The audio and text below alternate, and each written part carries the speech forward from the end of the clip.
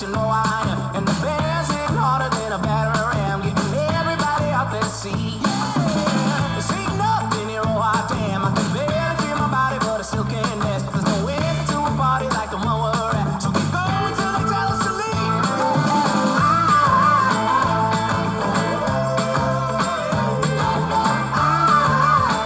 I feel free, so free, so free.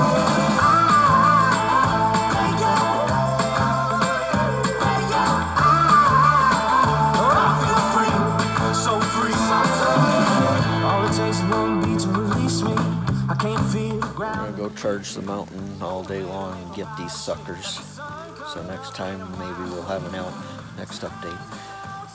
I actually don't know what he's talking about, but whatever. We'll see you back at camp. Yeah, exactly. We're just waiting for it to stop raining so we can get back to camp.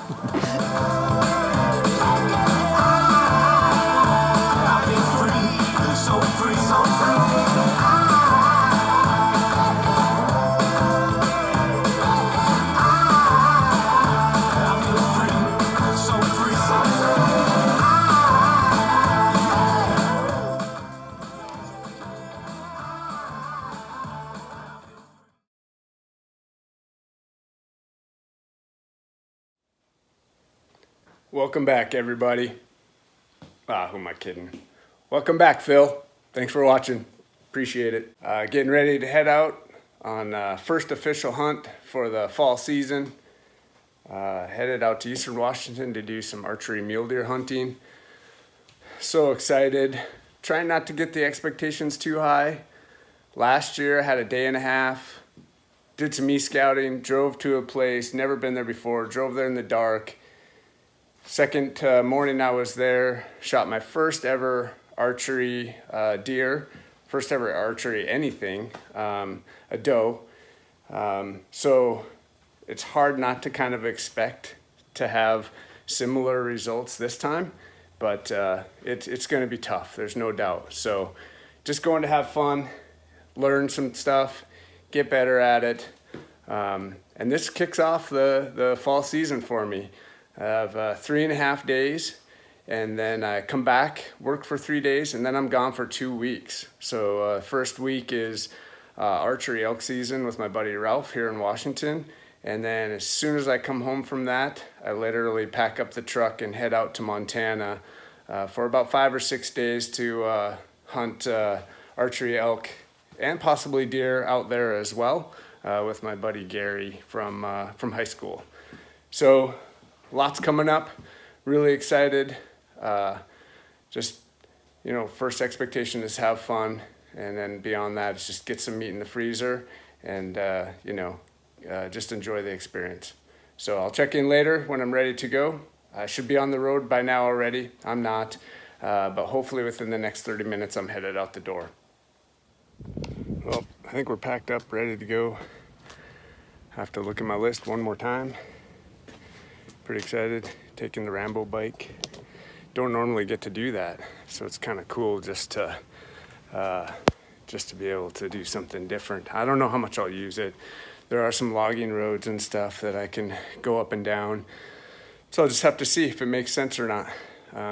But a few more minutes and I'm on the road. Got to make a stop at the grocery store, get some last minute items, get some gas, and get out of here.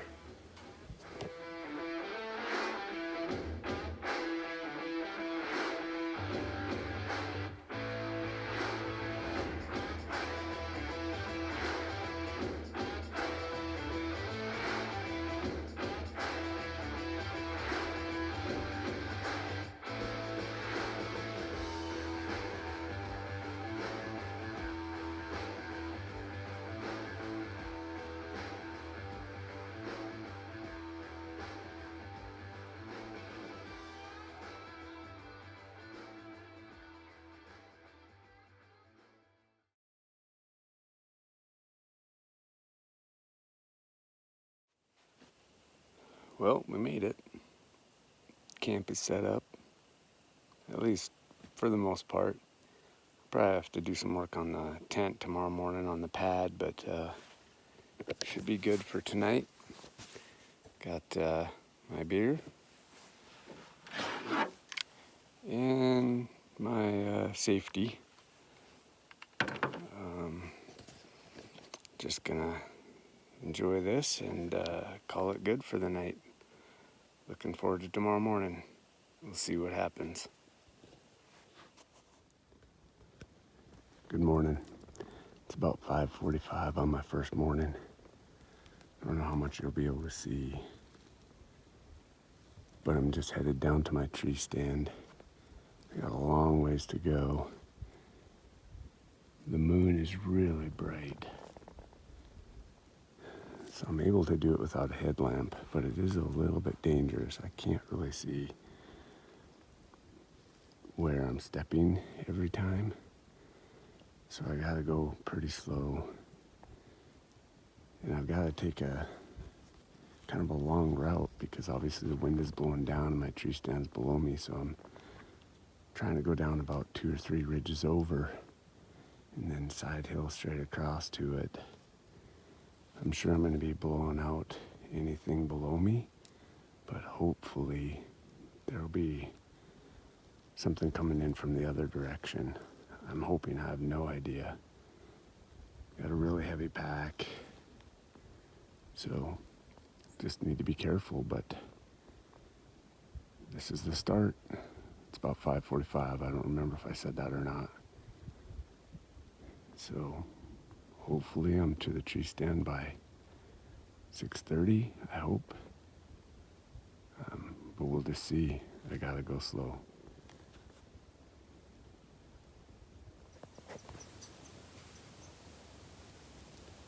I'm finally in the tree stand. Took me an hour to get set up.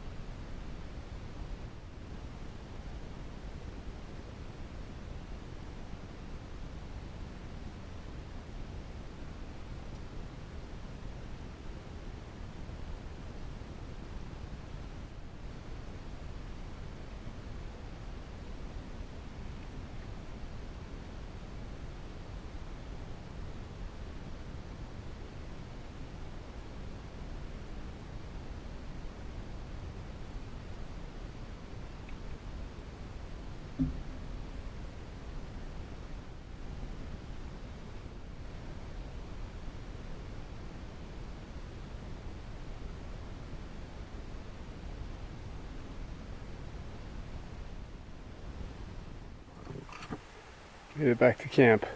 Not sure what time it is. Let's see. It's about 20 to 4. It was a long day. Hiked down in the dark. I think I'll have some video of that. Fell like at least 3 times. A couple times it slid like 6 or 7 feet before I could actually even stop myself. It's steep. And then hiked all the way back up to the top.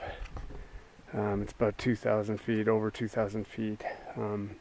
But I followed this drainage down here. Normally I come up the top of the ridge. This time I followed this drainage down here. You can see probably by my shirt, man, it's been hot and just been sweating. Got all the way up here to the top. And then got over all the way up to the top and then cut over here to camp. So I'm really disappointed in myself.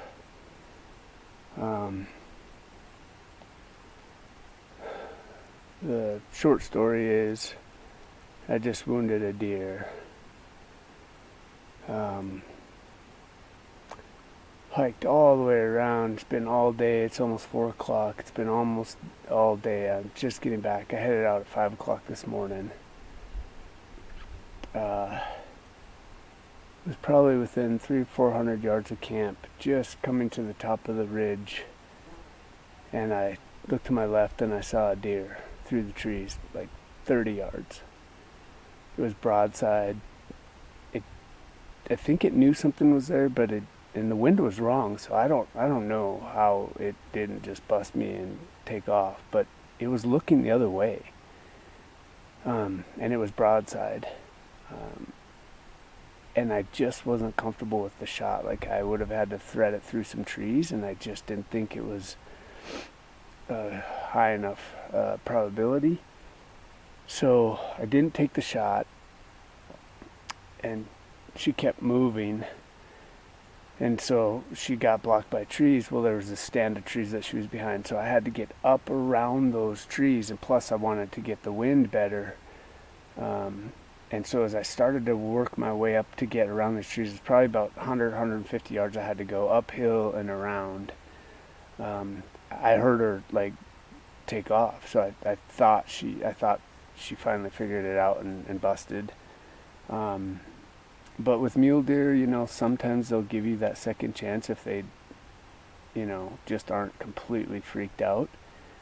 So I figured I got nothing to lose, so I made the loop up around those trees as fast as I could, came down the other side, and sure enough, I found her. She was behind a couple small pine trees. And again, I was 30 yards, and this time the wind was right, but I was kind of right in the open. And she was not looking at me yet. She was broadside again, but her vitals, everything from her ribcage back was sticking out, but her vitals were right behind the branches, so I didn't take the shot again. So I wish I would have just continued to hold that standard, like don't take the shot if it's not a great shot. But I think I just kind of got wrapped up in it. So she turned and saw me. She actually took a couple steps, kind of stepped out from behind the trees and was facing on. So it was a frontal shot, 30 yards.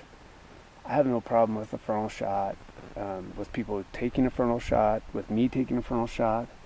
I mean, I can hit the bullseye at 30 yards all day long.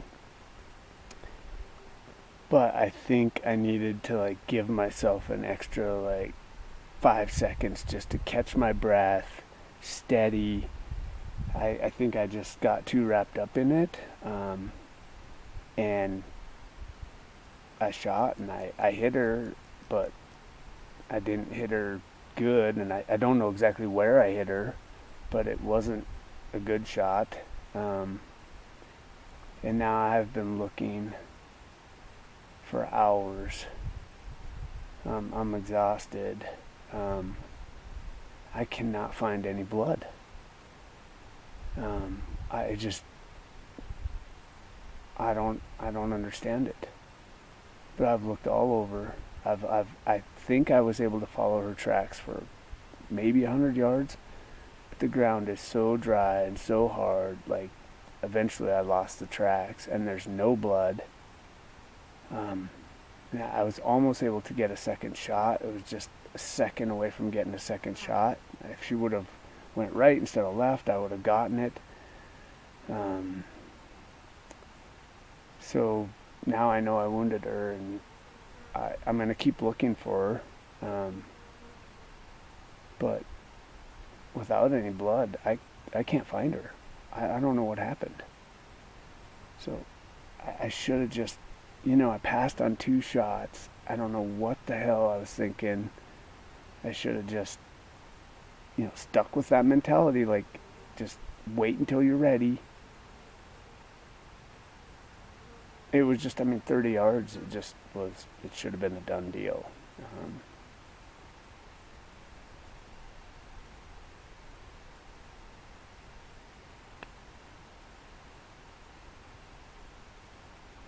Gonna try to find her.